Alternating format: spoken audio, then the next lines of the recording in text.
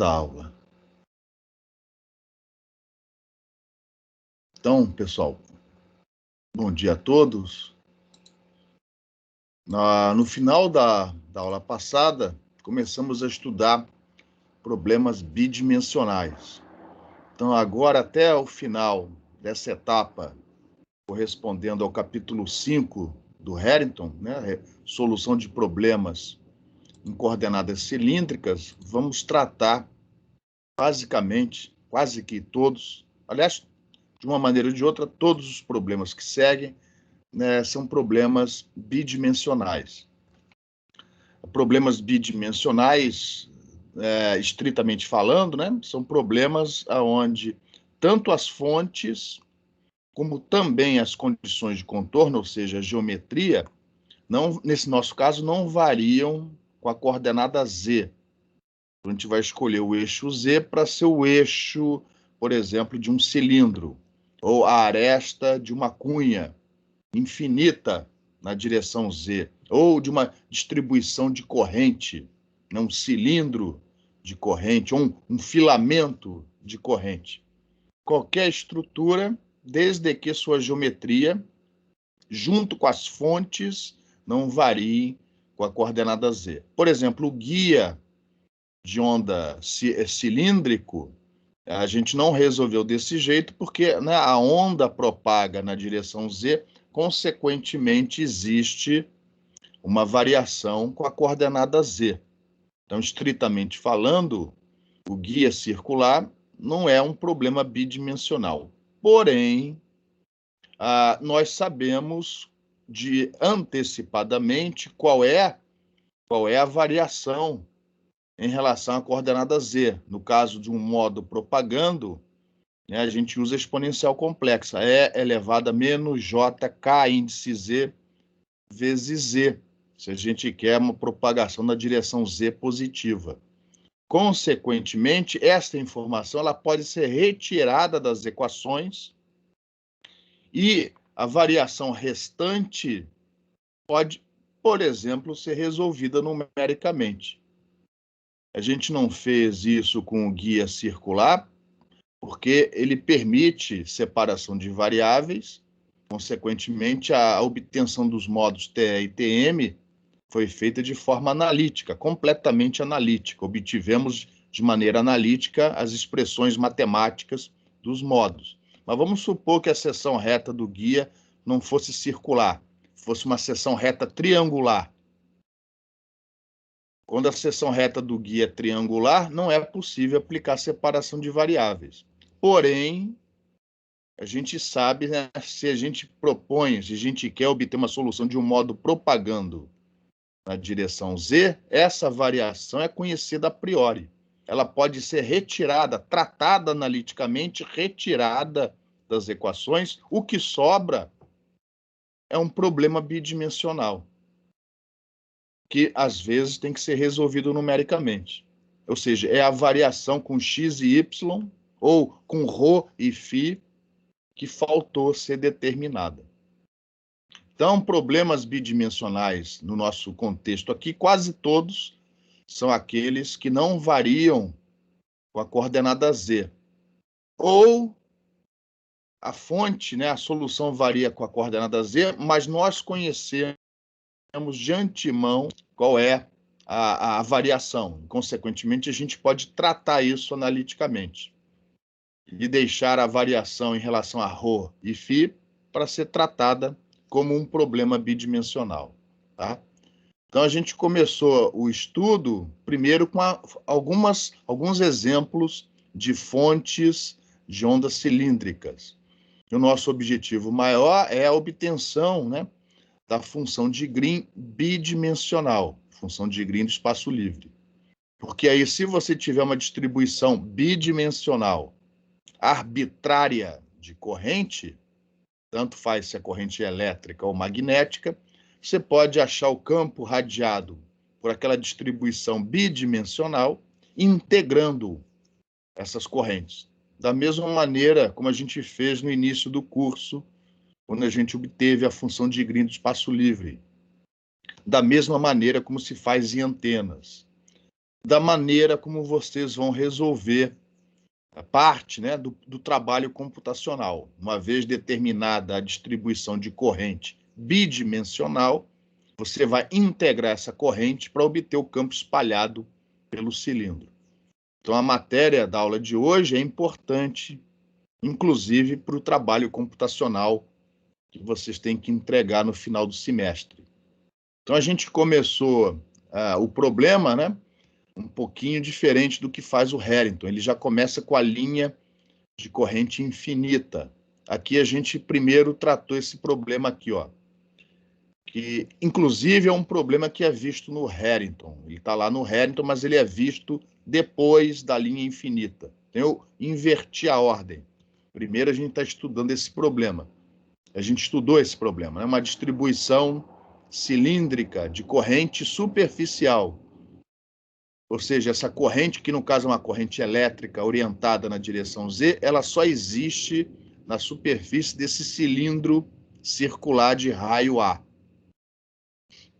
Como é que essa corrente apareceu aí? Por exemplo, de repente, aplicando o princípio da equivalência e trocando a corrente induzida num cilindro por esse problema equivalente dessa corrente flutuando no espaço, representando, né, a solução, ou tendo a mesma solução do problema original.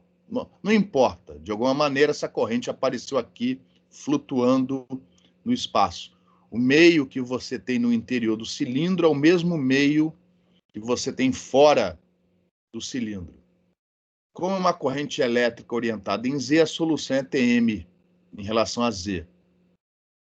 E aqui, no caso, é um problema bidimensional onde não existe variação com a coordenada Z, nem da fonte, nem da corrente, nem das condições de contorno.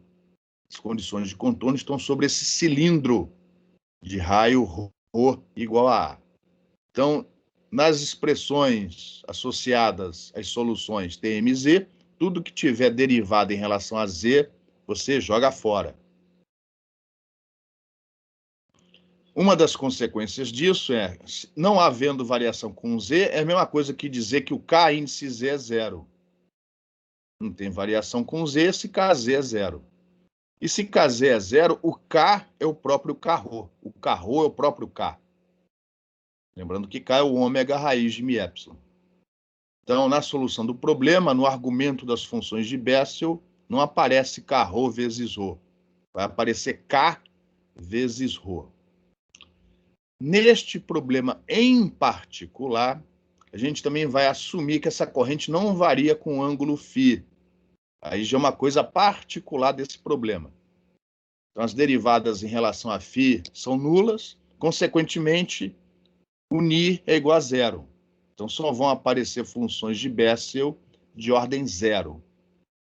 Como as derivadas em relação a z e a φ são nulas nesse problema, só duas componentes de campo permanecem não nulas. São as componentes, se eu não me engano, E na direção Z e H na direção φ.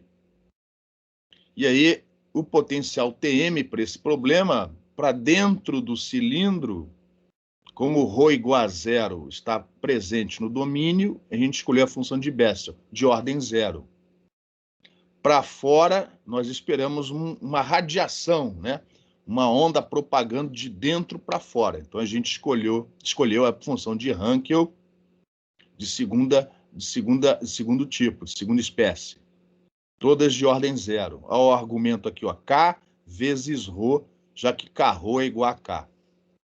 E aí a gente coloca, né, substitui esse potencial nas componentes que sobraram, Z e Hφ. Aplicamos, eu estou correndo porque a gente já viu isso na aula passada, as condições de contorno, componente tangencial de campo elétrico contínua, componente tangencial do campo magnético descontínua, por causa da presença dessa densidade superficial de corrente elétrica. A equação não é tão complicada assim.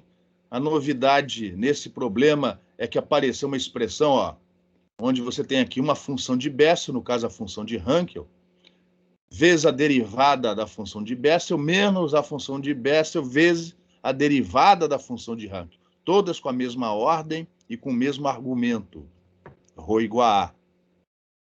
Quando aparecer uma coisa parecida com isso, desconfie, ali por trás tem um Wronskiano que vai simplificar a expressão. E nesse caso, ó, dá para mostrar que essa expressão aqui é simplesmente menos J vezes 2 dividido por π vezes o argumento, né? O x aqui está fazendo o papel do K vezes ρ. E aí a expressão das amplitudes C1 e C2 ficam menos complicadas, ficam menores. Então esse é o problema que a gente resolveu na aula passada. O que a gente vai querer fazer agora, no início dessa aula, é aproveitar este resultado já obtido e obter a solução para o caso onde essa densidade superficial de corrente elétrica se degenera numa linha infinita de corrente elétrica inicialmente sobre o eixo Z. Então a gente vai fazer o limite desse raio A tendendo para zero, e o que é um cilindro, né, uma distribuição cilíndrica de corrente, vai virar uma distribuição filamentar, ou seja, uma corrente sobre o eixo Z. Aí mais tarde a gente vai deslocar essa corrente do eixo Z para obter uma solução mais geral do nosso interesse. Antes de prosseguirmos, alguma pergunta?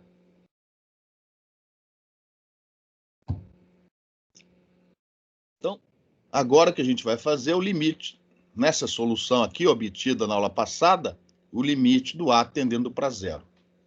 E, obviamente, ó, no limite em que o A tende para zero, a região de interesse aqui para nós é a região de fora, porque a região de dentro vai sumir.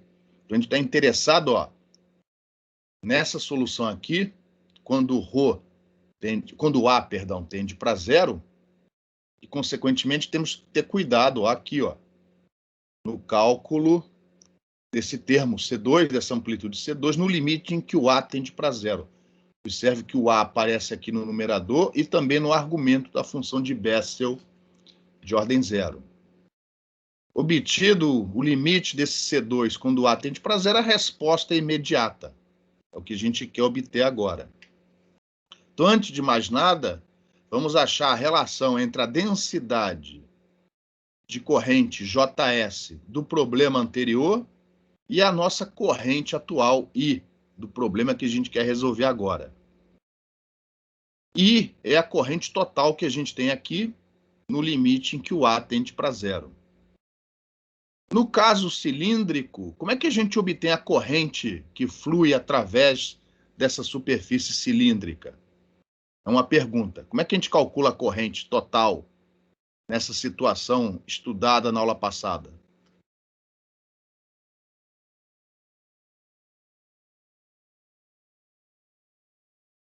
Alô? Você define uma superfície integral ao longo dela? Superfície aberta? Boa. Define uma superfície, exatamente, você tem razão. Define-se uma superfície aberta e integra-se ou descobre-se, né, calcula-se o fluxo dessa corrente através dessa superfície. Beleza. Neste problema, qual a superfície que você escolheria? Um círculo de raio 2A. Um círculo ou um plano, enfim, correto, tá? E só tem corrente no perímetro, só tem corrente, ó, neste perímetro. Consequentemente, a integral, ao invés de ser uma integral de superfície, vai ser uma integral de linha. Beleza, é isso mesmo, tá? No caso, a integral ao longo desse círculo, ou melhor, dessa circunferência de raio A. Como nesse caso, por definição, o problema foi definido desse jeito. Essa densidade de corrente é constante, é uniforme, quanto vai dar o resultado?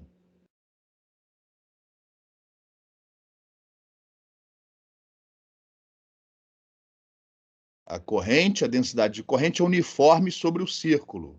Quando você integrar sobre o círculo, qual vai ser o resultado? A densidade vezes o perímetro do círculo. Exatamente. E perímetro, 2π vezes o raio, 2πa. Logo, a corrente total I é igual a 2π vezes A vezes JS. Consequentemente, a gente vai reescrever, ó, nesta expressão, JS igual a I dividido por 2πa, já que foi dito no problema 1 que essa densidade é uniforme, é uma coisa do problema. Aí, se não for uniforme, você vai ter que avaliar a integral. Aí você vai ter que saber como o JS varia com o ângulo φ. E aí pode ser até que a integral não saia no braço. Mas aqui foi dito que é constante, então a solução foi simples. Consequentemente, ó, a gente vai substituir aqui, ó, JS por esta expressão. E repare, o A que aparece no numerador vai cortar com esse. Logo, esse A do numerador não vai ser um problema, no limite em que ele tender para zero. Vai faltar o tratamento dessa função de Bessel aqui. Mas a gente já viu anteriormente que a função de Bessel de ordem zero, quando o argumento tende para zero, ela vale 1. Então, esse limite do C2, quando o A tende para zero, ó, o limite do C2 disso daqui, quando o A tende para zero, vai ser simplesmente isso daí. O A vai cortar com esse A que aparece na densidade de corrente. A função de Bessel de ordem zero tende para 1. Consequentemente, o nosso potencial psi da linha de corrente infinita sobre o eixo Z é isso daqui, ó.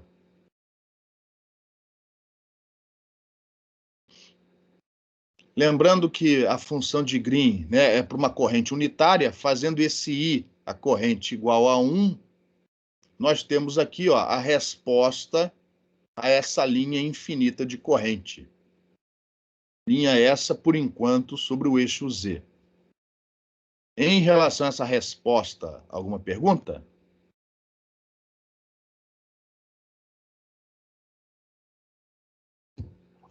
Bom, se eu quiser uma resposta mais geral, eu preciso ter essa linha de corrente arbitrariamente posicionada, sempre paralela ao eixo Z, sempre infinita, mas eu poderia ter ela localizada, né, com outras coordenadas x, y, ao invés de ser x e y iguais a zero sobre o eixo Z.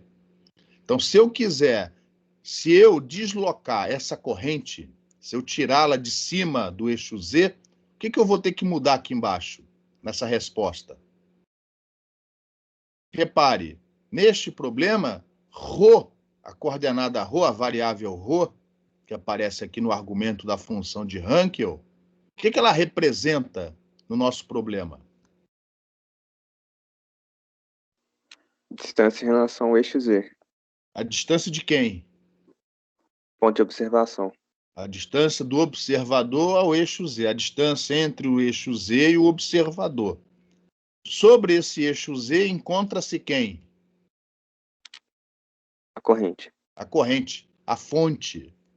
Logo, a gente pode interpretar ρ de uma outra maneira, mais interessante para nós. ρ representa a distância entre a fonte e o ponto de observação. A distância do observador até a fonte, medida, né, num plano Z constante. Logo, se essa fonte for deslocada do eixo Z, a física não vai mudar. Muda a representação matemática daquele fenômeno, mas a física não vai mudar. Vai continuar sendo, a resposta vai continuar dependendo da distância entre o observador e a fonte. Então, nesta figura, ó, eu estou fazendo a vista de cima do problema. Então, aqui, ó, saindo da tela, saindo aqui do plano da transparência do slide, eu tenho o eixo Z, eixo X, eixo Y. A minha corrente, a minha linha infinita de corrente aqui, ó, está representada por esse ponto. Isso aqui, ó, é a linha infinita de corrente elétrica saindo, né, perpendicular ao plano do slide. E aqui está o meu observador. O observador está nesse ponto aqui, faltou só colocar um pontinho aqui. Então, nessa situação, eu preciso de um vetor ρ, com coordenada x, y, né? Ou então ρ e φ, ângulo φ, para representar a posição do observador. E eu preciso de um outro vetor, que eu chamei aqui de ρ', para usar a mesma notação, linha, né? Linha para as coordenadas da fonte, que localiza a posição dessa minha linha de corrente infinita. E, consequentemente, nesta figura, a distância entre fonte e observador vai ser representada pelo módulo, ó, o módulo do vetor ρ menos ρ'. Fazendo o I unitário, esta é a função de Green bidimensional do espaço livre. Então, quando você tiver uma distribuição de corrente bidimensional, você vai integrar no plano XY, usando a função de Green bidimensional. Então, fazendo o I unitário, essa daí é a função de Green bidimensional para o espaço livre. Dá para obter esse resultado do problema tridimensional. Vamos deixar isso claro. Embora, matematicamente, né, a obtenção matemática da maneira como vamos fazer agora, vamos citar agora, é um pesadelo, mas dá para mostrar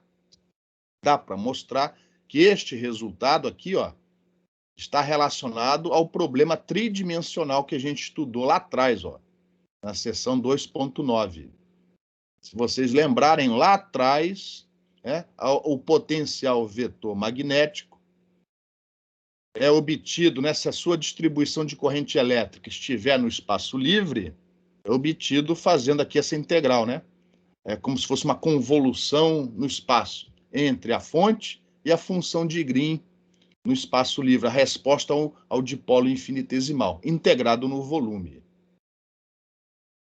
Se essa corrente for tal que ela não dependa da coordenada z, se ela não depender de z', lembrando que a gente usa a linha para representar as coordenadas da fonte, a integral em z' vai ser só em cima da função de Green, como está indicado aqui, ó.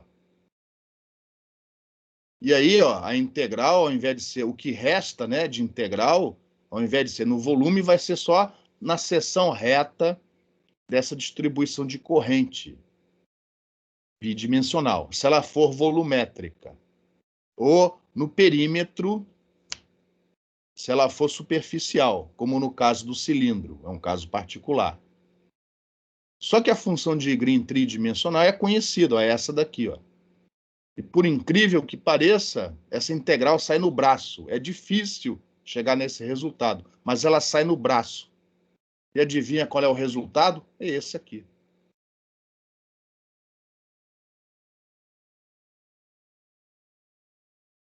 Quer dizer, proporcional a esse daqui, né? Que essas constantes depois entram multiplicando. Então, quando a gente usa isso daqui, ó, é a mesma coisa que usar a função de Green tridimensional, mas já integrar em relação a z' analiticamente. Você não precisa fazer isso, é só usar a função de Green bidimensional. A função de Green bidimensional é o resultado da integral da função de Green tridimensional em relação a z', de menos a mais infinito. Deixa eu ver se tem mais alguma coisa aqui. Ah, tá aqui, ó. Então, no final, para obter o potencial vetor magnético, quando a distribuição de corrente é bidimensional, a gente faz desse jeito aqui, ao invés de fazer desse mais complicado. Uma das integrais já foi resolvida. Agora só falta, na pior das hipóteses, uma integral dupla, se a corrente for volumétrica. No caso do trabalho de vocês, a corrente é na superfície do cilindro. Então, ao invés de ser uma integral na seção reta, vai ser uma integral no perímetro do seu cilindro circular, usando a função de Green bidimensional, como está indicado aqui, ó. E aí, ó, para não confundir as coisas, né, numa tentativa, ao invés de usar o vetor R, R é um vetor que localiza o observador em 3 dimensões. Ao invés de usar o vetor R, a gente usa o vetor ρ, que representa, ó, a posição nesse plano Z constante. Então, a função de Green depende de ρ e de ρ', ou seja, da posição do observador nesse plano Z constante. E a posição da fonte. E a fonte só depende da posição dada pelo vetor ρ'. Em relação a esse resultado, em relação a esse slide, em relação à geometria, alguma pergunta?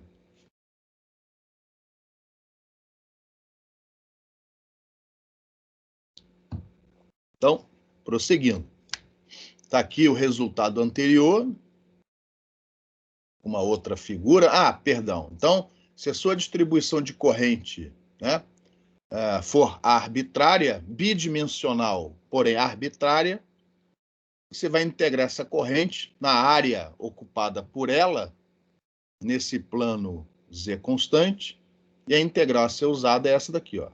A ser avaliada é essa daqui. Se essa corrente só existir no perímetro de um cilindro, aí essa integral vai ser uma integral de linha sobre o perímetro do cilindro. E essa corrente vai ser uma densidade superficial de corrente. Então, as unidades são mantidas. Se for uma linha de corrente, não tem que integrar coisa nenhuma. É a corrente I daquela linha de corrente. É a própria função de Green naquele problema. Por dualidade, se a sua corrente for magnética, o que você vai calcular é o potencial vetor elétrico. E ao invés de μ, epsilon. Ao invés de j, m. Mas a função de Green é a mesma. Em relação a esse resultado, alguma pergunta?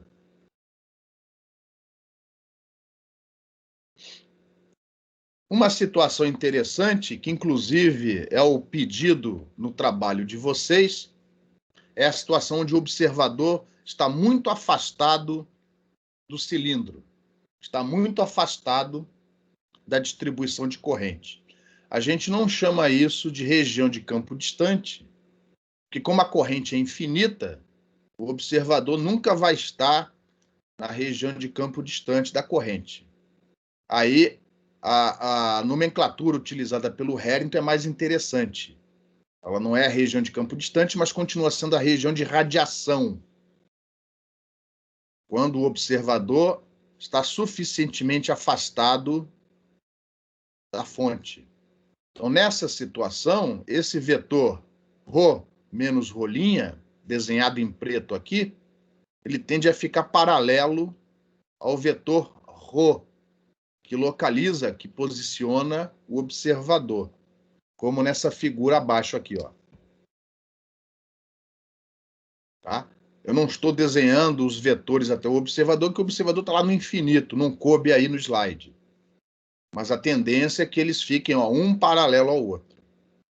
E aí, nesse caso, ó, o módulo do vetor ρ menos ρ'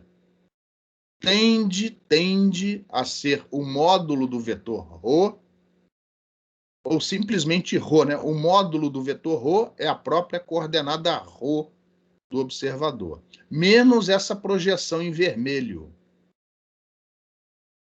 E essa projeção em vermelho pode ser escrita de uma maneira mais elegante, como sendo ρ', aquele vetor que localiza a fonte, ó, ρ', projetado na direção do vetor ρ, escalar com o vetor ρ unitário.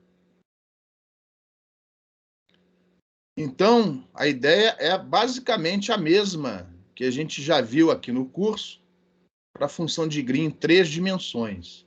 Para amplitude, né? Se você errar de meio comprimento de onda, se essa distância ρ for muito, muito, muito grande, errar de alguns comprimentos de onda não vai fazer diferença nenhuma para a amplitude. Então, para amplitude, a gente vai simplesmente dizer que módulo de ρ menos ρ' é o próprio ρ, a própria coordenada ρ. Mas para fase não. A gente vai dizer que esse módulo de ρ menos ρ' é ρ menos essa projeção ρ' escalar ρ chapéu. Então, repare que isso aqui é muito parecido com o que já foi feito em 3 dimensões. Tá? Só que lá a gente usava o vetor R, né? Aqui é um problema bidimensional, a gente usa o vetor ρ. Mas a ideia é rigorosamente a mesma. A pergunta é, mas aqui nessa função de Hankel, onde é que a gente enxerga a fase? Onde é que a gente enxerga a amplitude para aplicar essas aproximações aqui? É uma pergunta.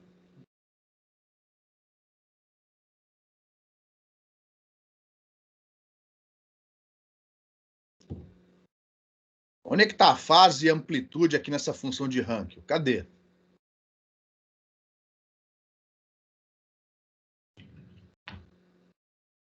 Alguém se habilita? Se nós estamos usando essas aproximações, se nós estamos desenhando o problema desse jeito, é porque o argumento módulo de ρ menos ρ' é muito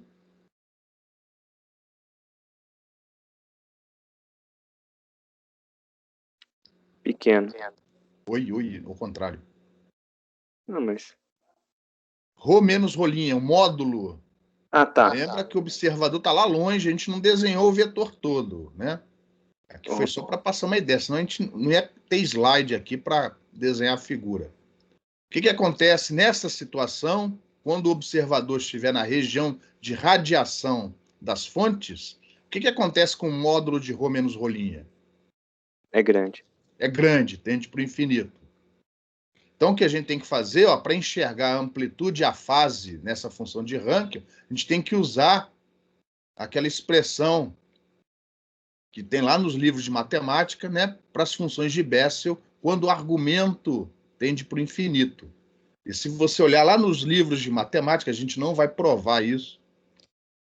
O limite, quando o argumento dessa função de Hankel, de ordem zero, segunda espécie, quando esse argumento tende para o infinito, essa função de Hankel tende para isso daqui, ó. Isso aqui é exato.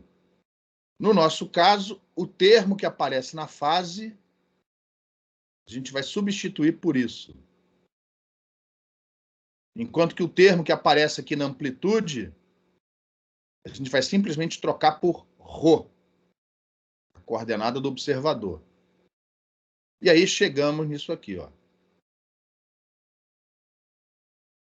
Onde esse produto escalar, ρ' escalar ρ chapéu, é simplesmente isso daqui.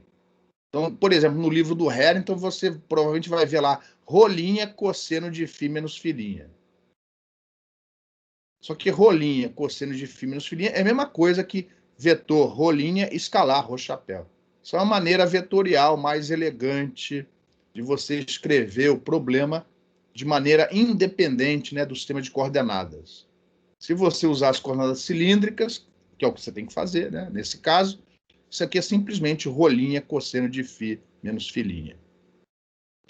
E, ó, de uma maneira muito parecida com o que aconteceu no problema tridimensional, aqui apareceu esse termo aqui, ó. E elevado a menos jk vezes ρ, dividido por raiz de ρ. Isso aqui representa o quê? Uma onda, uma frente de onda.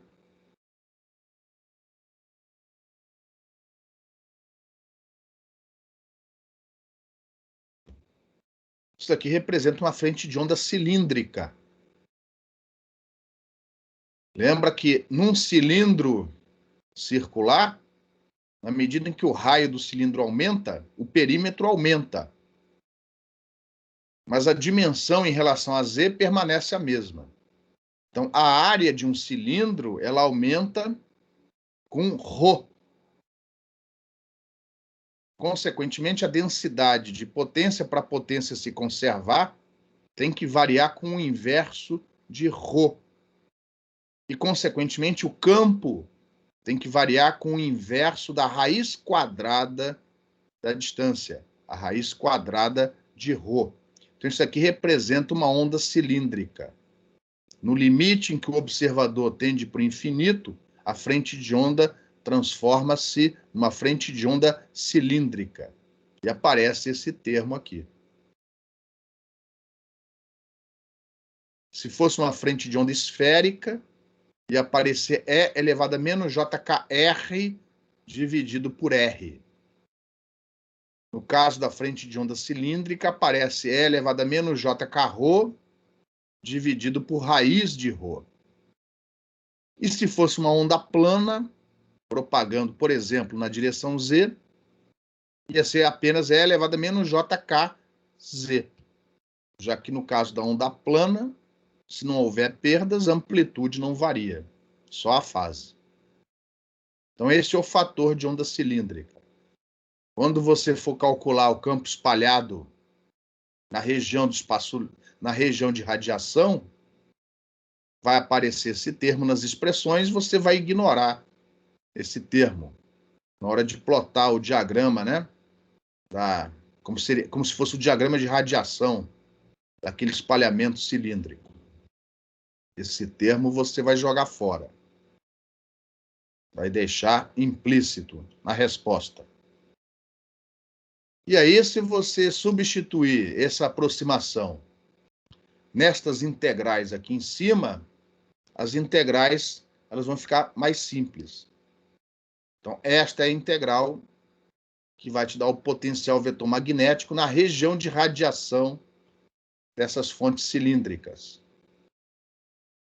E, por dualidade, aqui está o potencial vetor elétrico. Então, esta é a integral que você vai ter que avaliar no trabalho computacional. A gente só pede o campo espalhado na região de radiação. Então, você vai usar essa expressão. Ou seja, não vai precisar da função de Hankel.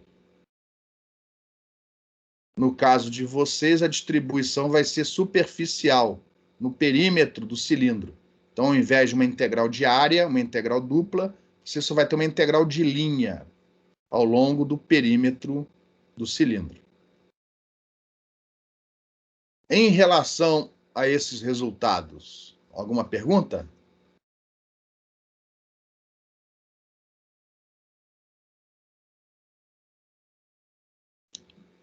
Bom, prosseguindo.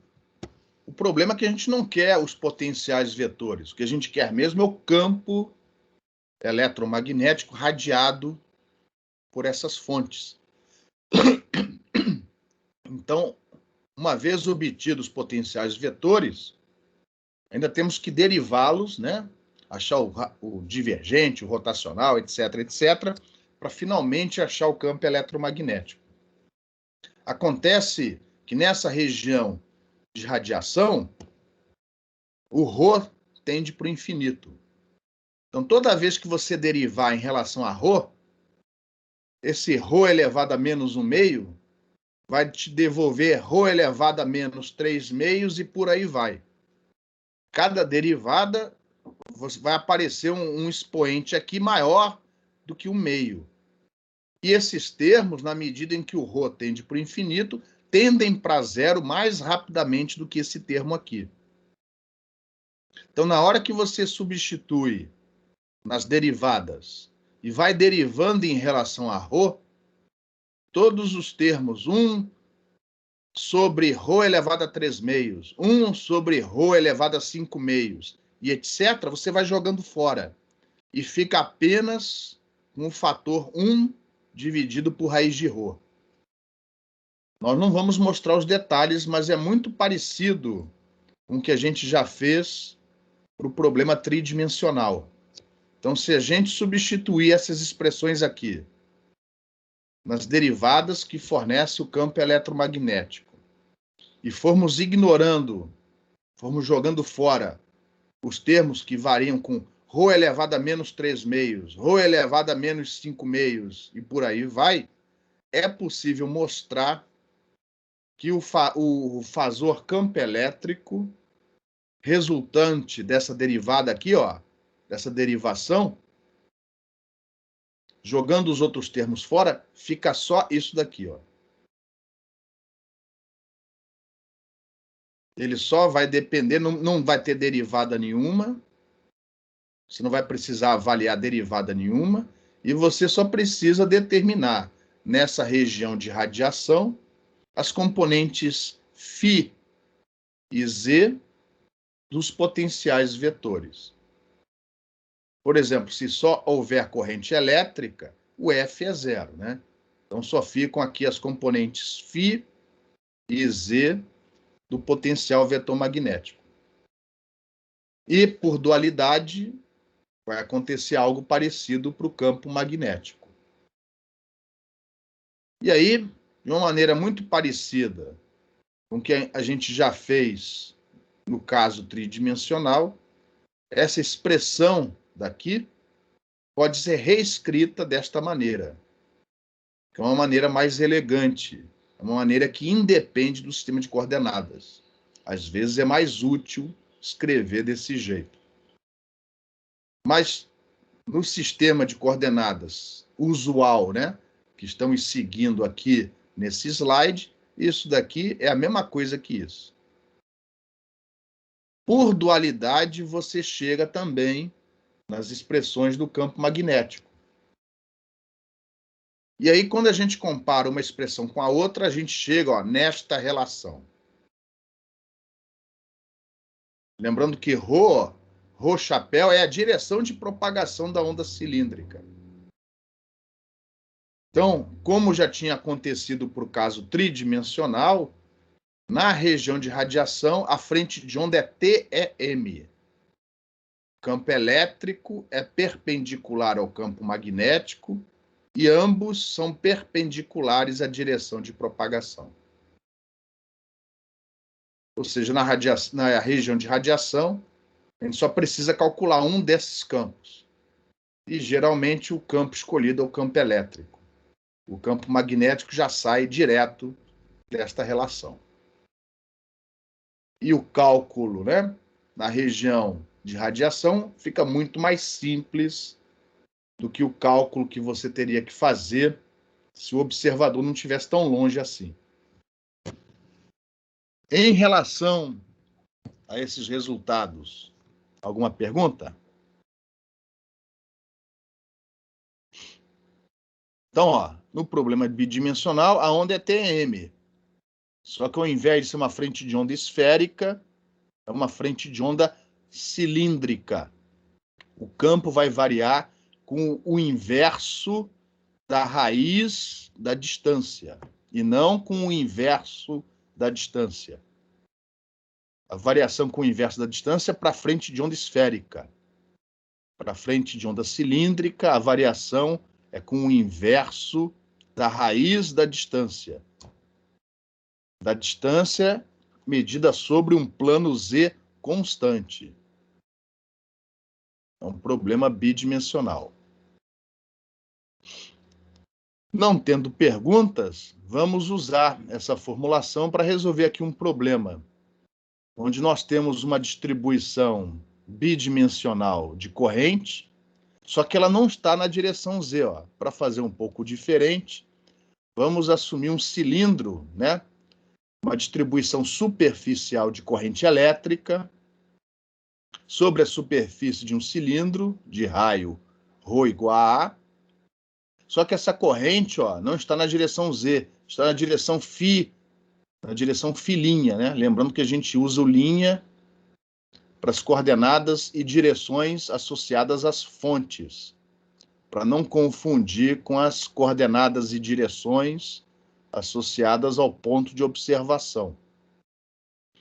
E para simplificar a integral, essa corrente JS, ela varia, né? A direção varia com filinha, mas a amplitude e fase não, são constantes. Esse JS aqui é constante.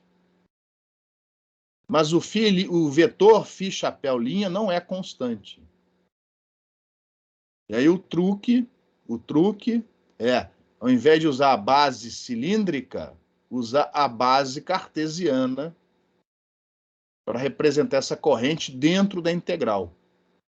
Porque y chapéu e x chapéu são constantes. Então, eles podem ser passados para fora da integral. O φ' chapéu, ele não é constante. Inclusive, dá para ver aqui, ó. Ele depende de φ'. Então, para não ter esse problema de ter que integrar um vetor, a gente passa, né, nessa situação, a gente reescreve a corrente, a fonte, né, na base vetorial cartesiana, desta maneira aqui, ó. Ou seja, vamos ter duas integrais para avaliar. Uma para componente y e outra para componente x. São duas integrais. Uma, ó, vai vir multiplicando, o integrando vai vir com esse cosseno de φ', e a outra integral, ó, com menos seno de φ'. Mas eu garanto para você que resolver estas duas integrais é muito melhor do que tentar resolver uma só com esse vetor φ' lá no seu integrando te esperando. E aqui nesse problema em particular, o JS é constante. Em relação à distribuição de corrente, em relação à geometria do exemplo, alguma dúvida? Agora é só resolver a integral, e a integral não é tão difícil assim. Então, lembra que o rolinha é o vetor que localiza a fonte. Então, no caso aqui, a fonte está sobre um cilindro cujo raio é constante, A. Então, o rolinho é igual a A, por isso que apareceu A aqui. O vetor ρ localiza, é a direção, né, que aponta na direção do observador. Então, ó, não confunda as coordenadas, os ângulos φ' da fonte com o ângulo φ do observador. Quando você fizer o produto escalar, como já tinha sido antecipado, o resultado é rolinha cosseno de φ menos φ', onde, neste caso particular, o rolinho é constante igual a A.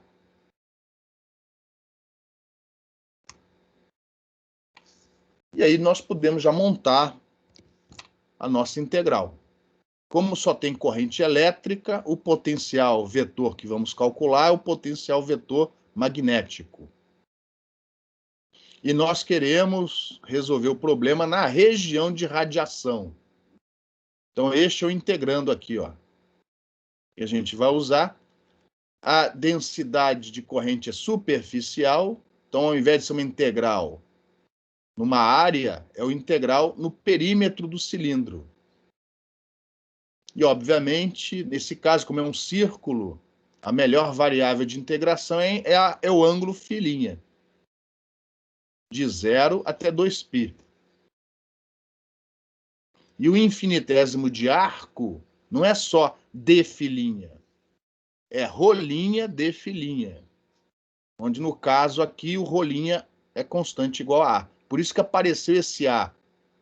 Esse A que vem aqui, ó, é do infinitésimo de arco. É o famoso ρ de φ, só que aqui com as linhas.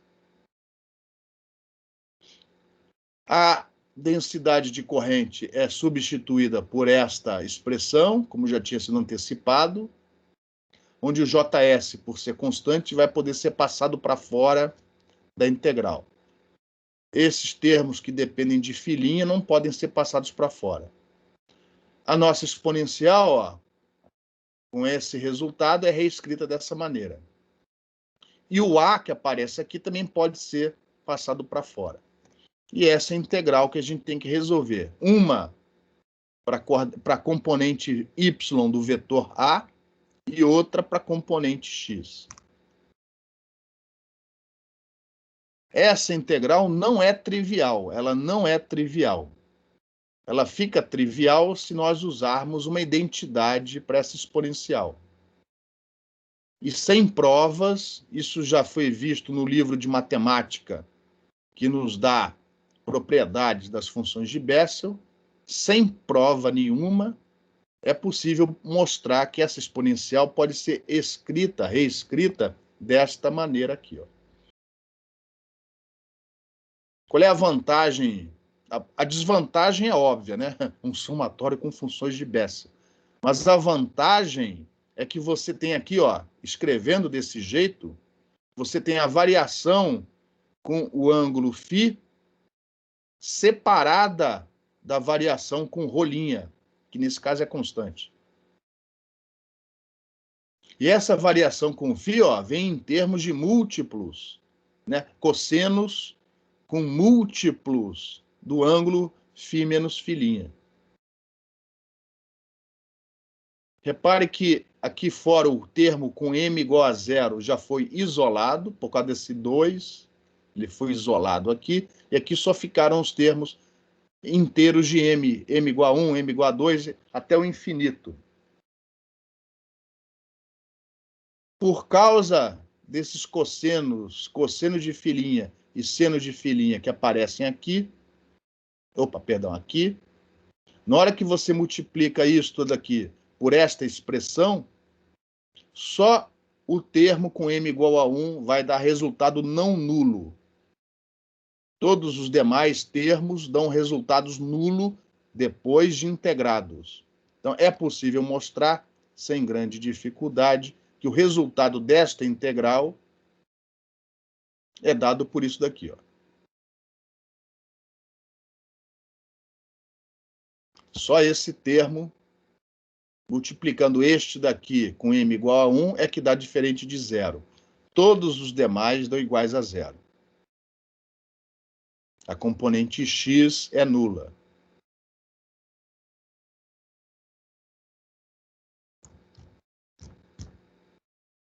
Bom, mas para a região de campo distante, a gente não precisa, né, da componente y, a gente precisa das componentes z e φ. Z e φ.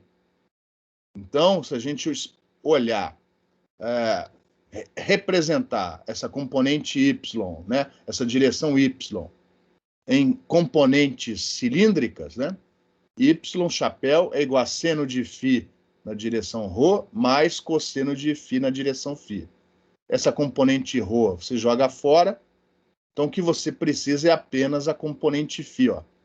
E aqui está a resposta do seu fasor campo elétrico radiado por essa distribuição de corrente. Ele só tem componente na direção φ, na região de radiação, né? E o campo magnético só vai ter componente na direção z. E para obtê-lo, você não precisa integrar coisa nenhuma. É só usar a relação de onda, frente de onda TEM. Em relação a este resultado, em relação a esse problema, alguma pergunta?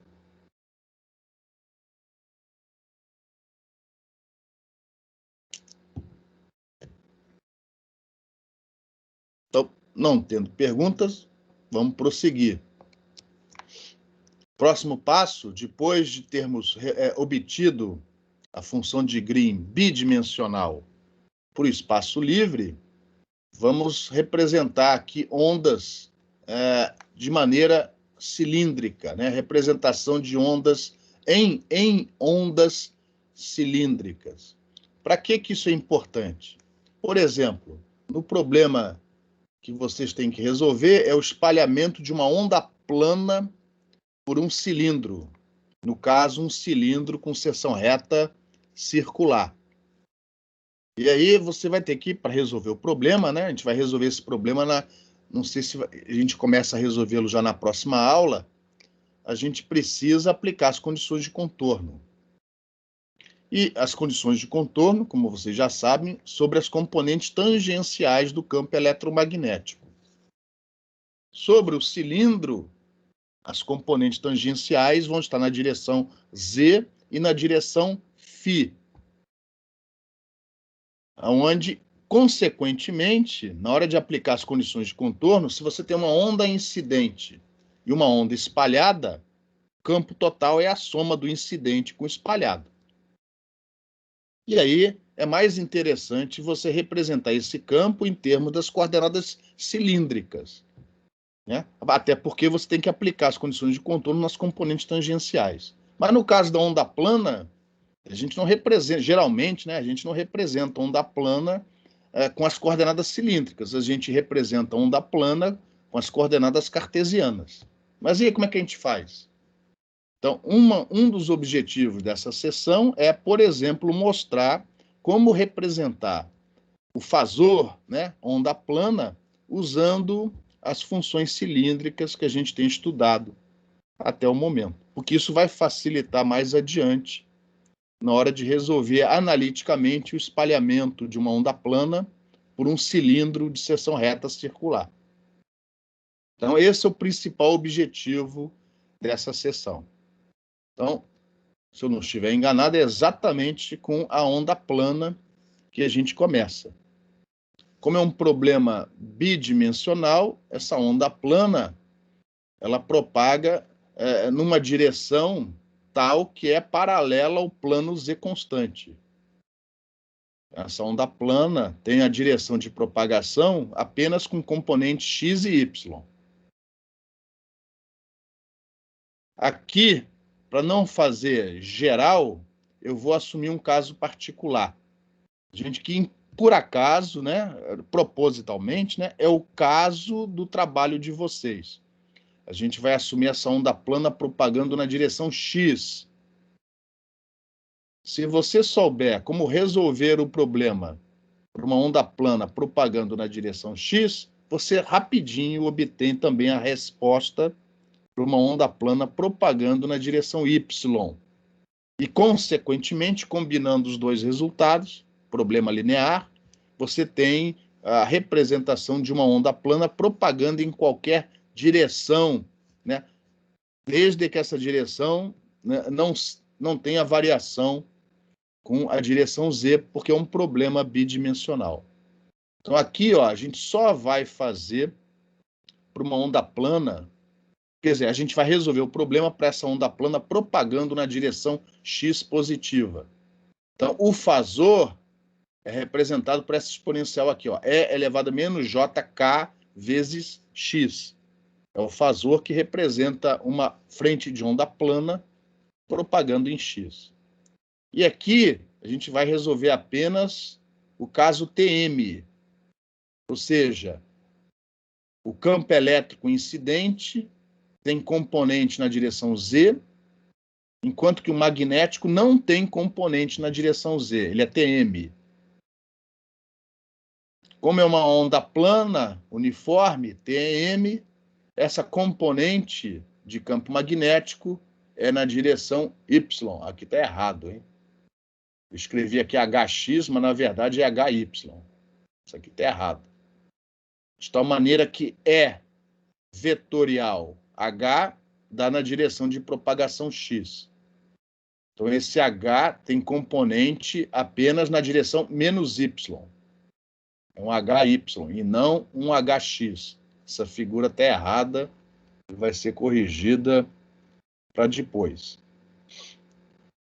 E você pode interpretar, né, essa solução, ó, como é que a gente sabe que essa onda plana vai poder ser representada em termos de ondas cilíndricas?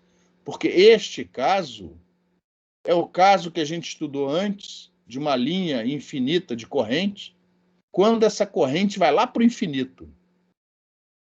Quando essa corrente, essa linha de corrente, você colocar ela lá no eixo, sobre o eixo menos infinito, na posição menos infinito de x, essa linha de corrente gera uma onda cilíndrica. Mas ela está tão longe, tão longe, tão longe, que quando essa frente de onda cilíndrica chega aqui, ó, quando o raio desse cilindro tende para o infinito, quando essa distância d tende para o infinito, isso aqui se transforma numa frente de onda plana. Então, a frente de onda plana pode ser interpretada como uma frente de onda cilíndrica, cuja fonte cilíndrica está lá no infinito. Então, por isso que a gente tem certeza que a gente consegue escrever isso usando ondas cilíndricas. Como fazer isso, a gente vai ver agora. Em relação à geometria do problema, alguma pergunta? Então, vamos lá. A onda plana é a solução da equação de onda escalar. E aqui neste nosso problema não temos, né, como é um problema bidimensional, não temos variação com a coordenada z. Então, neste problema, mais uma vez, o K-ρ é o próprio K, já que o Kz, o K índice Z, vai ser igual a zero. Observem que aqui, ó, nesse problema bidimensional, aqui nesse pontinho vermelho, ó, aqui na origem está o nosso eixo Z, saindo para fora do plano do slide. Então, repare, ou melhor, aqui, né? Esse é o problema que a gente quer resolver aqui, ó. Então, observe, se eu der uma volta em torno do eixo Z, eu volto para a mesma posição. Logo, nós temos periodicidade em relação ao ângulo φ. O Ni é inteiro, a gente vai representar pela letra N. E, além disso, a origem, ou seja, o eixo Z, onde ρ é igual a zero, faz parte do domínio onde eu quero representar essa onda plana. Então, eu não posso usar Neumann, eu não posso usar a função de Hankel. A gente só pode usar a função de Bessel. Consequentemente, eu sei que esse fasor, onda plana, e aqui nessa primeira igualdade, tudo que eu fiz foi trocar x por ρ cosseno φ. Lembra que x é igual a ρ cosseno φ, tá? Essa onda plana pode ser representada por esse somatório. Aqui, ó, por motivos que vão ficar claros na hora que eu for resolver o problema, eu não quis usar senos e cossenos. Aqui vai ser muito mais interessante usar exponencial complexa. E aí, para não ter dúvidas, né, que eu vou ter todos os valores de n levados em consideração, o meu n vai de menos infinito a mais infinito. Se por acaso eu coloquei n demais, vai aparecer igual a zero na hora que eu resolver o problema. Por enquanto, eu vou fazer o n de menos infinito a mais infinito e vou usar exponencial complexa. Poderia usar menos jnφ, mas, pô, como o n pode ser, né, qualquer valor inteiro, positivo ou não, não faz sentido, né? Use um ou o outro. Aqui eu preferi colocar e elevado a jnφ. A nossa função de Hankel, de ordem inteira, n, o k, ρ igual a k, e o que eu não sei aqui são as amplitudes dessa expansão em ondas cilíndricas. Esses coeficientes, essas amplitudes, né, desse somatório, a gente vai obter de que maneira? É uma pergunta.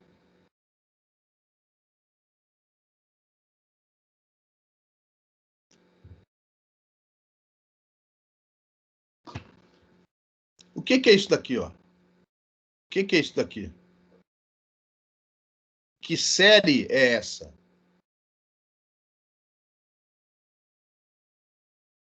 Que tipo de série é essa? Ô, pessoal, vocês são engenheiros, quase todos vocês, engenheiros eletricistas, vocês já viram isso trocentas mil vezes. Que série é essa? É o nome de um matemático francês famoso. Série de Fourier. Fourier. Isso é uma série de Fourier. Então, como é que a gente vai achar essas amplitudes, esses coeficientes dessa série? Aplicando a ortogonalidade dessas funções exponenciais. E essas relações de ortogonalidade nessa exponencial aqui, ó, em relação a essas exponenciais, é a forma, inclusive, a mais simples que aquela que vocês já viram para seno e cosseno. O que a gente vai fazer para obter esses coeficientes? Vamos multiplicar dos dois lados da igualdade, vamos multiplicar por e elevado a menos jmφ, ó, onde o m também é inteiro. Dos dois lados. E aí vamos integrar dos dois lados em φ de 0 a 2π. Essa integral só dá diferente de zero se o m for igual ao n.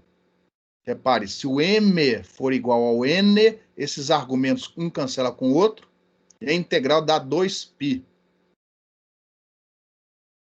Caso contrário, se o m for diferente do n, dá zero. Então, de todos os infinitos termos, apenas aquele onde o n é igual a m é que fica. E é assim que a gente vai obter o coeficiente AN. Então, multiplicando dos dois lados por e elevado a menos jmφ, e integrando de 0 a 2π, ó, vai dar isso daqui. Esta é a integral do lado esquerdo, ó. E essa aqui, ó, é a integral do lado direito.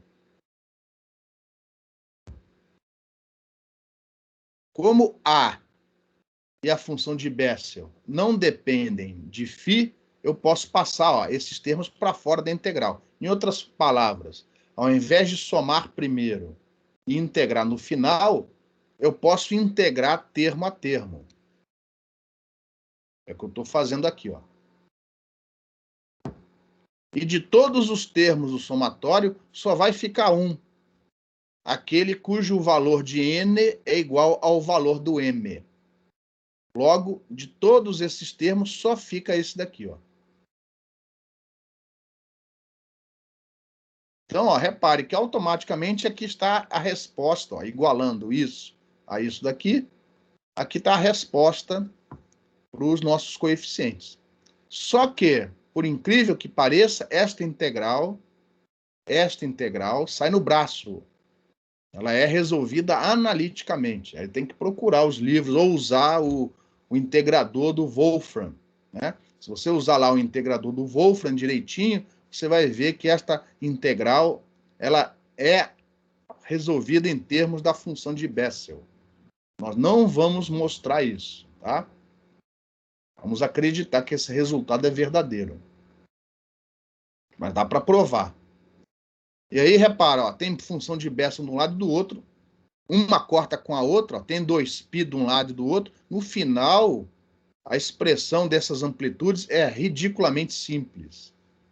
O AN é simplesmente J elevado a menos N. Se a onda propagasse na direção Y, ao invés de ser na direção X, essa resposta ia ser um pouco diferente. Eu não me lembro agora de cabeça, então não quero falar bobagem. Aí eu vou deixar para vocês. Ao invés disso aqui, se a propagação fosse na direção Y, se aqui ao invés de X você tivesse Y, aqui ao invés de cosseno ia aparecer seno. Aqui ao invés de cosseno ia aparecer seno. E o resultado ia ser um pouquinho diferente desse. Mas os passos são os mesmos. E aqui nós temos, então, finalmente, ó, a representação de uma onda plana num somatório de ondas cilíndricas, que vão ser particularmente úteis na hora que a gente for resolver o problema do espalhamento de uma onda plana por um cilindro de seção reta circular. Que agora a gente vai poder aplicar as condições de contorno, ó, sobre o cilindro de raio ρ igual a A. E vamos ter uma resposta em função do ângulo φ. Vai facilitar a solução analítica do problema. Em relação a essa representação da onda plana, alguma pergunta?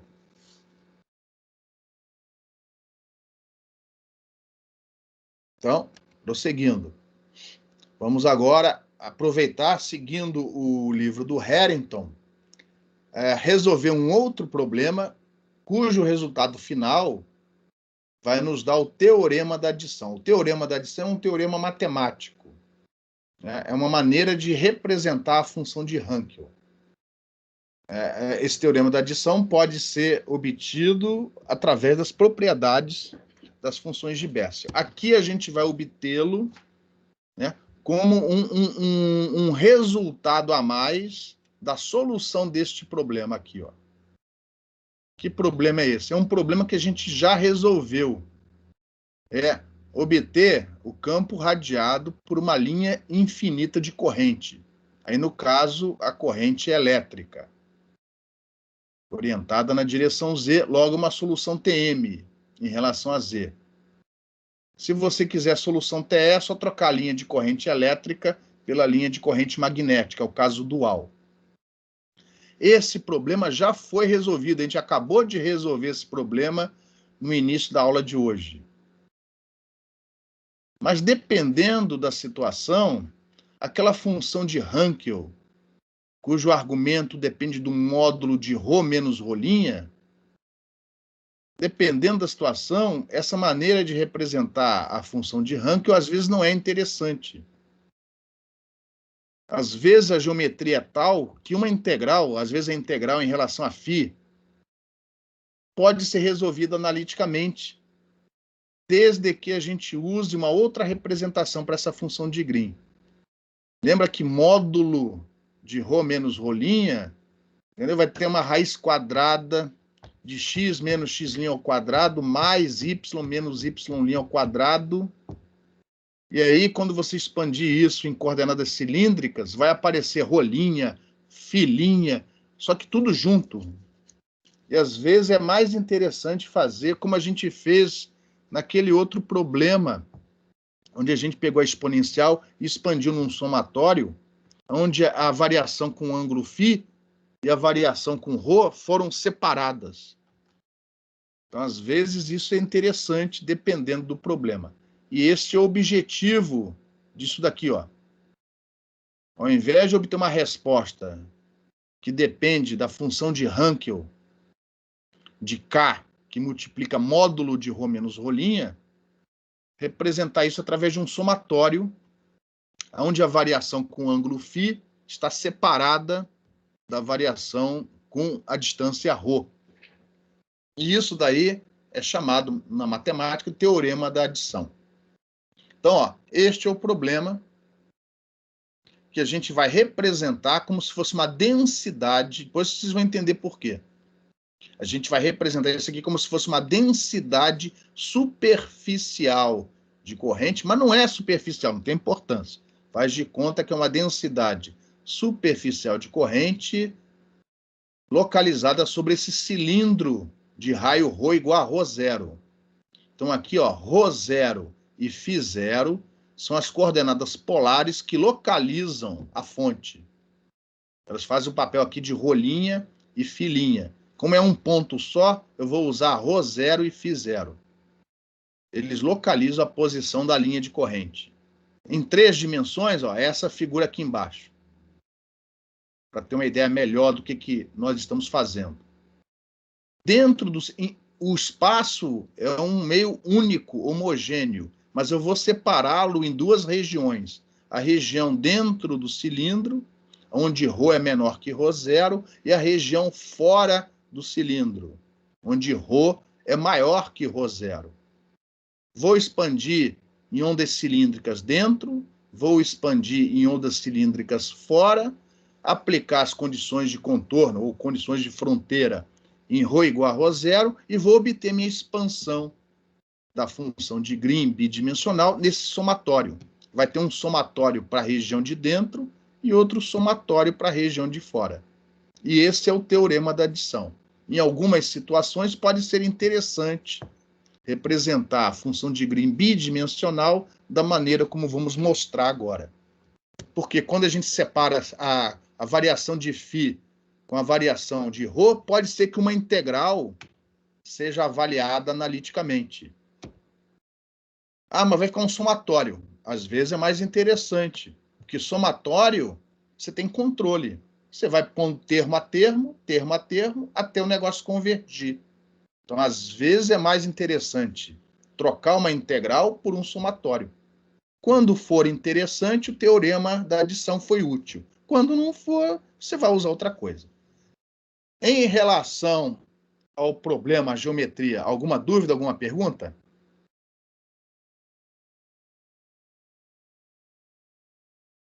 Vamos lá. Nesse problema, mais uma vez lembrando que a derivada em relação a z é igual a 0, e a solução é TM, ó, se você for lá na tabela do TM e fizer as derivadas em relação a z, ó, nulas, vão sobrar só essas componentes de campo. Sendo que aqui a gente não precisa da componente, se eu não estou enganado, né? A gente não precisa da componente ρ do campo magnético. A gente só precisa das componentes tangenciais. Ou seja, a gente só vai precisar do EZ, que aqui não vai ser descontínuo, porque ó, a corrente é elétrica. E do Hφ, que aqui vai ser descontínuo nessa interface, né? Vai ser descontínuo pela presença dessa corrente elétrica. Lógico, descontínuo nesse ponto aqui, mas vai ser descontínuo. E aí, ó, nós vamos representar o potencial dessa maneira, potencial TM. E aqui já temos um truque. Temos um truque aqui, ó, para adiantar a solução do problema. Um truque muito útil. Observe que a componente EZ, que tem que ser contínua, ela é simplesmente proporcional ao potencial. Menos J ômega vezes o potencial. Sendo que tem um potencial para a região de dentro e o potencial para a região de fora. Logo, o potencial, um titiquinho aqui, ó, para dentro, tem que ser igual ao potencial um titiquinho para fora. Então, quando eu escrevo dessa maneira, eu já estou assegurando a continuidade do potencial e, consequentemente, a continuidade da componente Z do campo elétrico nessa superfície, nesse cilindro. Como é que a gente chegou nisso aqui? Ó? Primeiro, para a região, a equação em cima é para a região de dentro, enquanto que embaixo é para a região de fora. Não tem variação em relação a Z. Então, o Kz é igual a zero, não aparece nada aqui variando com Z. Em relação a φ, ó, eu tenho uma periodicidade. Se eu der uma volta em torno do eixo Z, eu volto para a mesma posição. Então, o N é inteiro. Ó. Repare que as ordens aqui das funções de Best é inteira. A ordem é inteira, né? Então, ao invés da letra Ni, vamos usar N. E, mais uma vez, ao invés de escolher seno e cosseno, eu vou preferir aqui, ó, nada impede de usar seno e cosseno, mas é mais interessante, é mais prático nesses problemas bidimensionais, geralmente quando não tem cunha envolvida, quando não houver cunhas envolvidas, usar exponencial. E aí, para não deixar nenhum n de fora, você soma de menos infinito a mais infinito.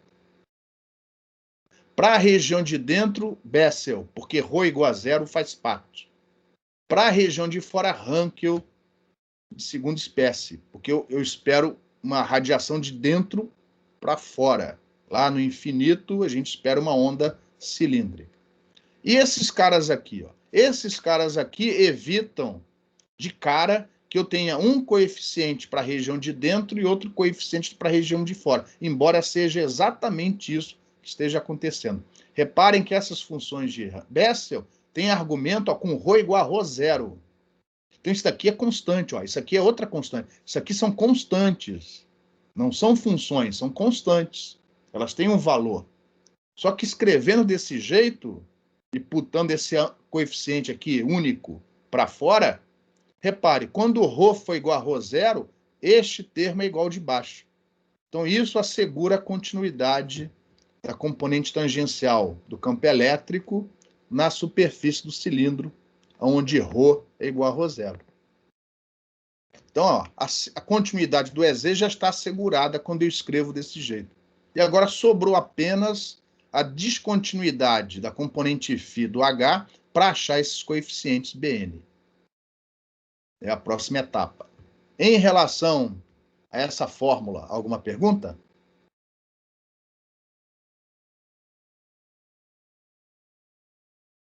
A próxima etapa, ainda no cilindro, ρ igual a ρ zero, é obrigar que N vetorial, o Hφ mais, ou seja, para a região de fora, menos o Hφ menos, ambos calculados exatamente em ρ igual a ρ zero, seja igual ao JS. Como esse J, essa corrente, está na direção Z, isso daqui é a componente φ do H. Ou seja, agora, tirando os vetores fora, Hφ mais, menos o Hφ menos. Ou seja, o menos é dado por essa expressão, e o Hφ mais por essa expressão aqui, ó, depois de processadas segundo essa identidade aqui. Tem que ser igual ao JS.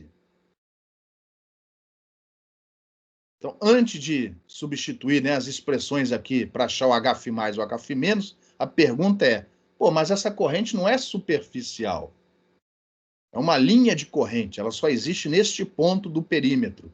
Só existe neste ponto. Como é que eu represento isso com uma densidade superficial? Usando a função delta. Então, quando eu uso essa distribuição, essa função impulso, eu estou dizendo, ó, esta corrente superficial, que vale I, só existe neste ponto onde φ é igual a φ0. E aí, por motivos que vão ficar claros na próxima transparência, eu tenho que dividir isso pelo raio, que no caso aqui é ρ0. A explicação do ρ0 é simples. Quando eu integrar sobre esse perímetro para obter a corrente total, o resultado tem que ser I, a corrente I.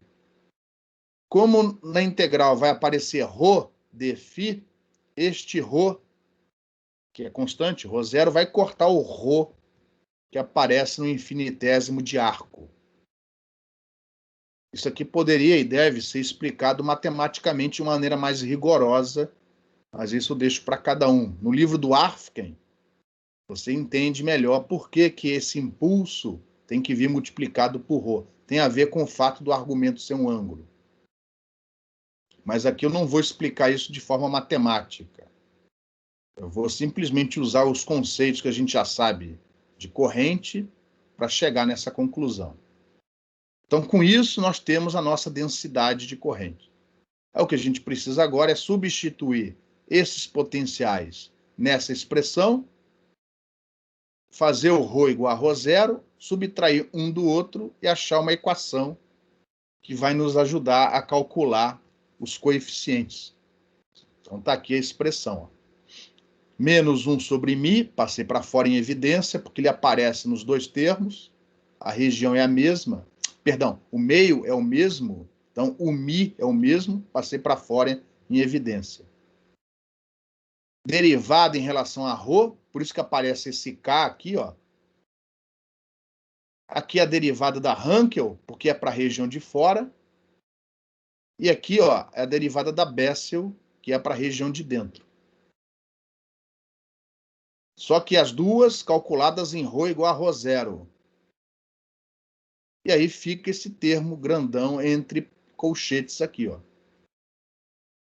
E isso é igual, ó, à densidade superficial de corrente escrita com a ajuda dessa distribuição aqui, ó, dessa função delta de Dirac.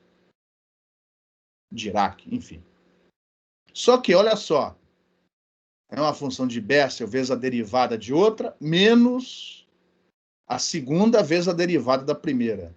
Todas com mesma ordem, todas com o mesmo argumento. Quando isso acontecer, tem um Wronskiano por trás disso, tá?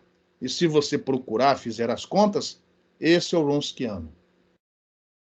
Eu já tinha falado isso para vocês, né?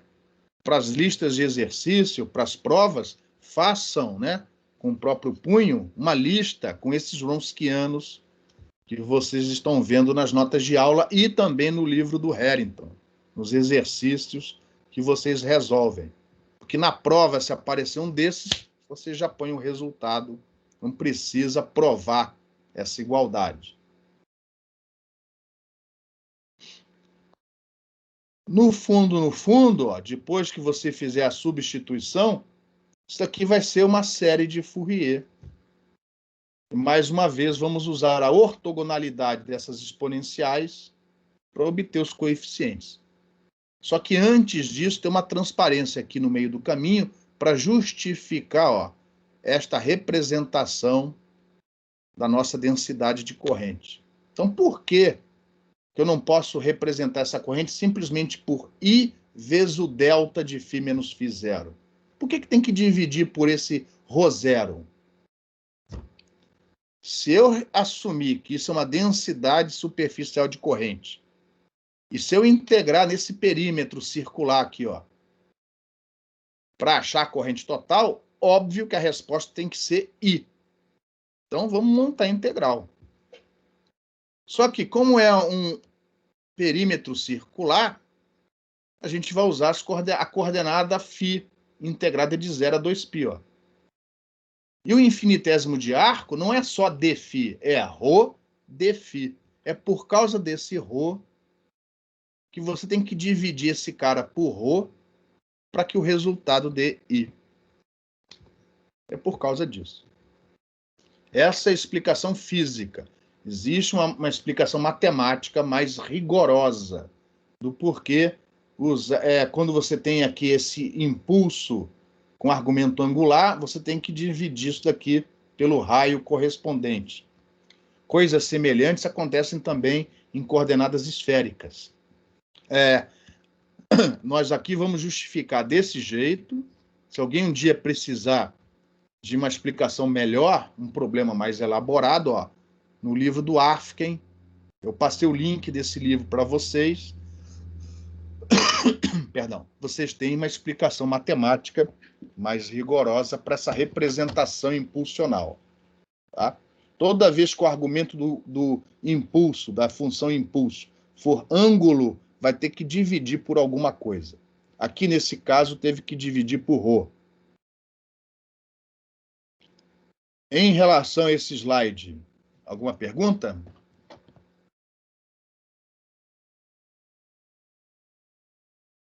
Agora o problema ficou simples.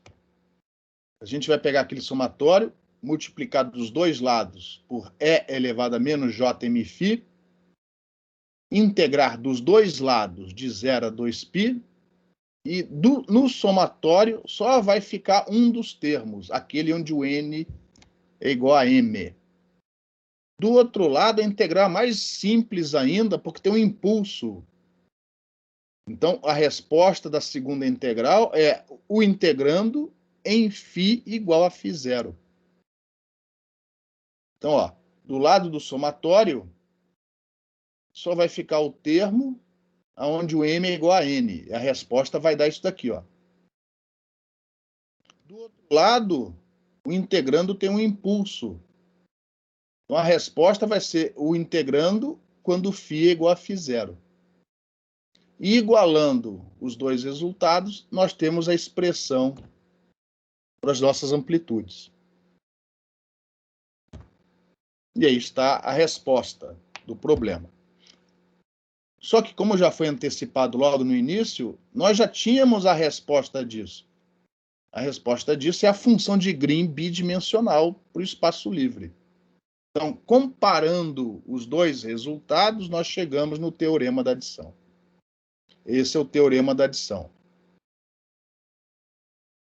que pode ser obtido matematicamente usando as propriedades das funções de Bessel. Aqui a gente fez de outra maneira. Mas lógico que a resposta tem que ser a mesma. Aí você vai perguntar assim, puxa vida, por que eu vou substituir, trocar uma função de Green simples, né? Como é simples, porque você sabe que no MATLAB essas funções de Hankel já estão lá programadas, prontinhas para você. O que você vai substituir uma expressão relativamente simples como essa por uma coisa horrorosa como essa? Que aqui, nesse caso, repare, a variação em φ está separada da variação em ρ. Se a sua integral, né, envolvendo a função de Hankel, tem lá uma integral em φ, pode ser que isso daqui ajude a avaliar a integral em φ e fica apenas a integral em ρ para ser resolvida numericamente. Você troca uma integral por um somatório. Se esse somatório tiver convergência rápida, isso daí pode ser uma grande vantagem para você. Caso contrário, você vai usar isso aqui mesmo, e paciência. Em relação a esse problema e ao teorema da adição, alguma pergunta?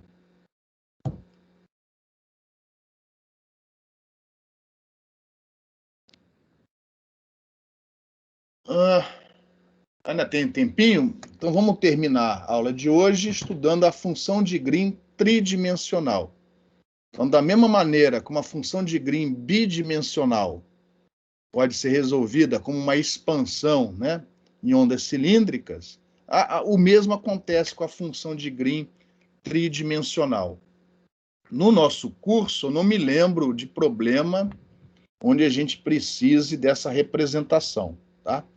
Mas está no livro do Harrington e vai servir aqui como exercício para a gente, tá?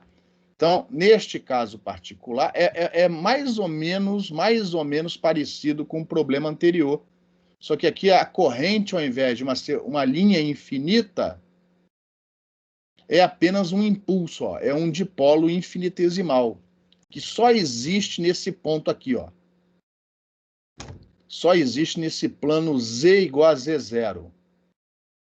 Então, ele não é um problema bidimensional. É um problema tridimensional. A fonte varia com Z. Se ela só existe em Z igual a Z0, ela não é um problema tridimensional. Tanto que a função de Green é tridimensional. Porém, é uma corrente elétrica orientada em Z, então a gente sabe que a solução é TM em relação a Z. Se você quiser a solução TE, basta trocar a corrente elétrica por uma magnética e seguir passos duais, passos semelhantes.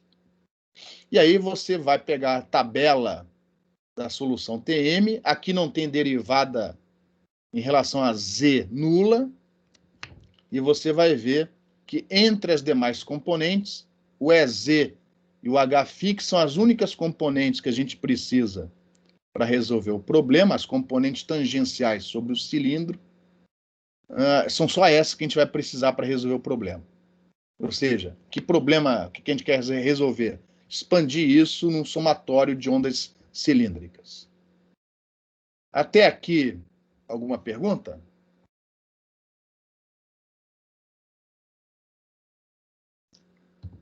A pergunta minha é agora. Como é que a gente transforma isso num problema bidimensional cilíndrico?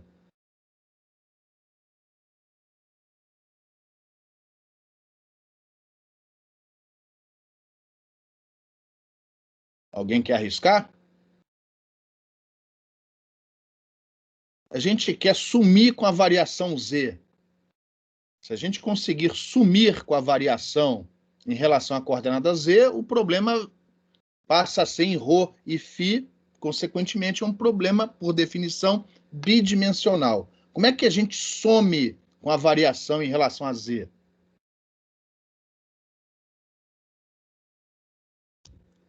Como é que a gente sumiu com a variação temporal?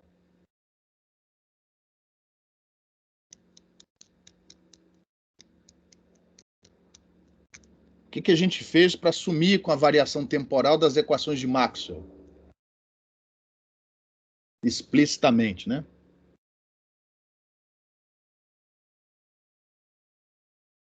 Bora, pessoal. Como é que a gente some com a variação em relação a Z, a derivada em relação a Z? Como é que a gente faz isso? O que a gente pode fazer? Em relação ao tempo, você usa fasores numa frequência específica. Isso. E aí, a gente não pode fazer algo parecido? Usar fasor é parecido com aplicar o quê? Uma transformada? De Fourier. Exatamente. Se você aplicar uma transformada de Fourier nessas equações, usando as propriedades da de Fourier, você vai sumir com a variação em Z. Só que você vai resolver o problema no espaço complexo. É isso que vai ser feito aqui. Só que a gente vai interpretar isso de outra maneira. Então tem essa coisa interessante por trás do problema, apesar da gente não usar esse resultado aqui no curso, né? Mas vamos resolver como um exemplo, até para ver coisas, né, que a gente não veria ou a gente não vai enxergar em outros problemas. Então é isso que a gente vai fazer. Vamos aplicar a transformada de Fourier nestas equações aqui. E como já foi feito antes, para não confundir, né, os símbolos, a transformada de Fourier vai ter esse tio em cima. E aqui está o par de transformadas. A transformada e a transformada inversa da maneira usual. Apenas que a gente vai trocar o que seria tempo, aqui é Z, e o que seria ômega, aqui é K índice Z. Tá? E aí, se você aplicar a transformada nas expressões de cima, aqui está a transformada da componente Z do campo elétrico. E olha, como aqui vai ficar K ao quadrado menos KZ ao quadrado, a gente vai trocar por Kρ ao quadrado, como sempre. E reparem, no domínio da transformada, a variação com Z sumiu. Olha que beleza. A desvantagem é que você não está no espaço onde você quer obter a solução. Você está nesse espaço complexo. Vai ser interessante se você conseguir fazer a transformada de volta. E, obviamente, se a gente está resolvendo esse problema, é porque a gente vai conseguir fazer a transformada de volta. Então, primeiro, vamos resolver o problema no espaço complexo, no espaço transformado, aí depois, no final, a gente aplica a transformada de volta. E aí vamos ter uma representação para a função de Green em funções em ondas cilíndricas. O que a gente está fazendo? A gente está fazendo nada mais do que dizer que a variação em Z é um somatório de ondas planas. Fazer isso daqui, ó, isso daqui é o seguinte, é você dizer, ó, a minha função, a minha resposta em relação a Z é dada por essas exponenciais. É um somatório de ondas planas, só que com direções em todas as direções. Ou seja, o seu KZ vai de menos infinito a mais infinito.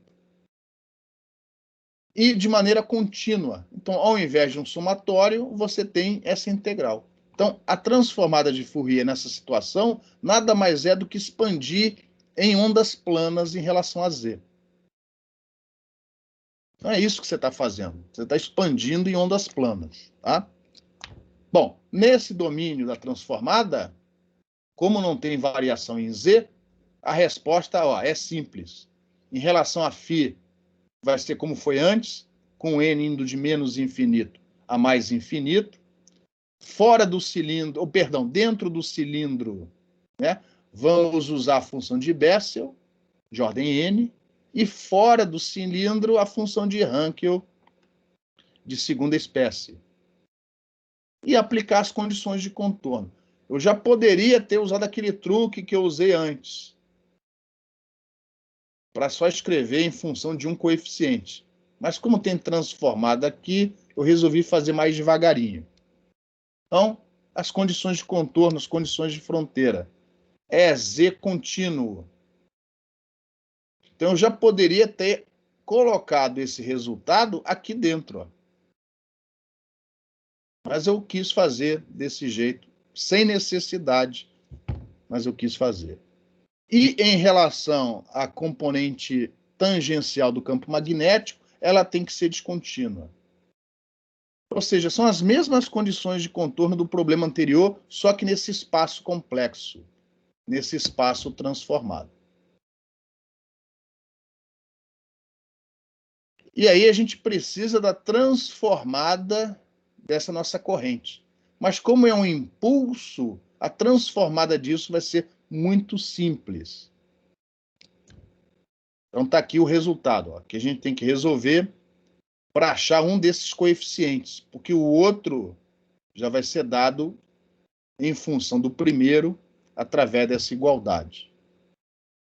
Então eu não sei se antes eu vou manipular isso daqui antes de obter ó, a transformada disso. Eu acho que é isso que eu faço. Eu já vou substituir a relação A aqui dentro. Ah, não, minto. Antes, vamos achar a transformada da corrente. Aqui está a fórmula da transformada. Está no slide anterior. Como é que a gente vai representar essa corrente? Ela só existe para o ângulo φ igual a φ0. Então, eu vou usar essa delta aqui, ó.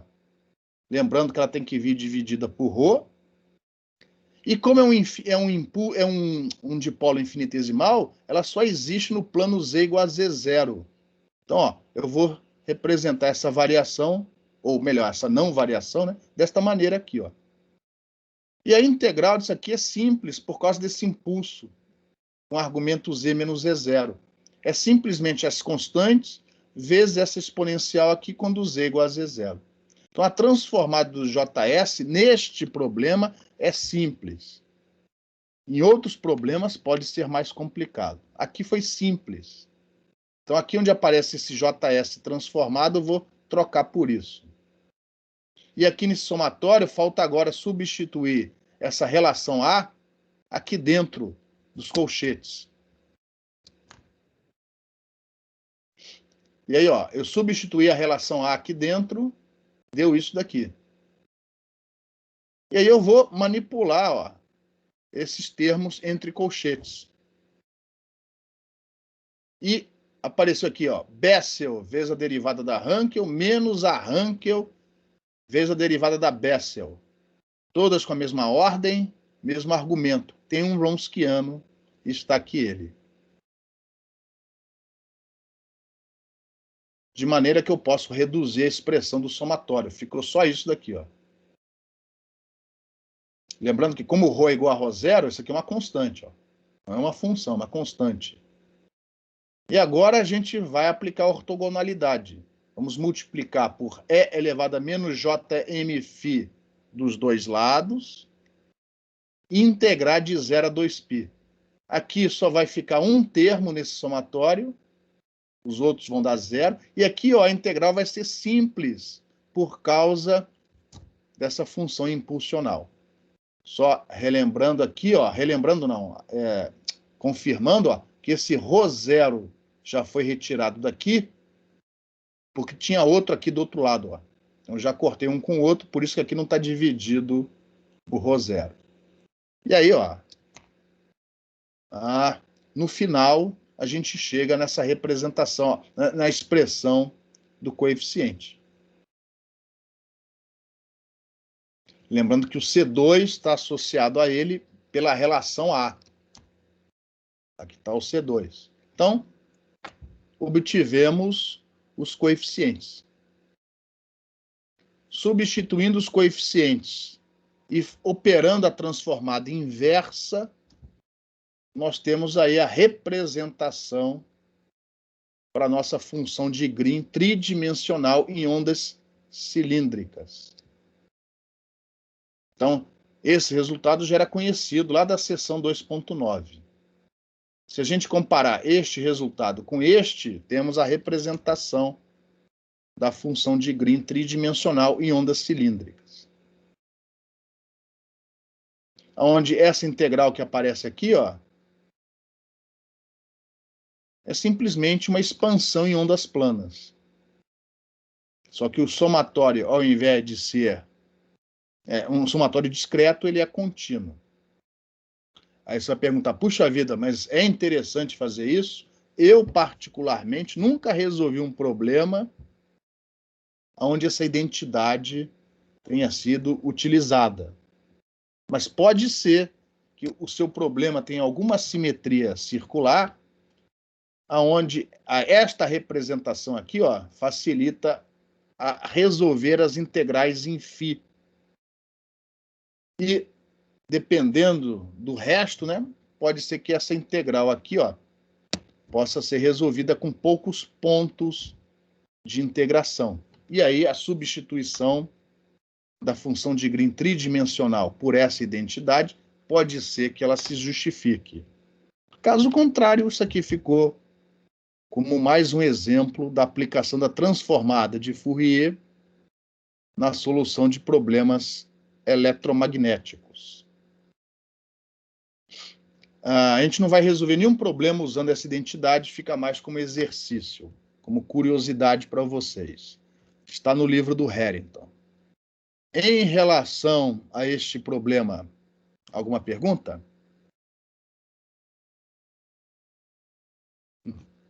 Então, antes de prosseguir, deixa eu parar a gravação e daqui a pouco eu ponho esse slide no YouTube.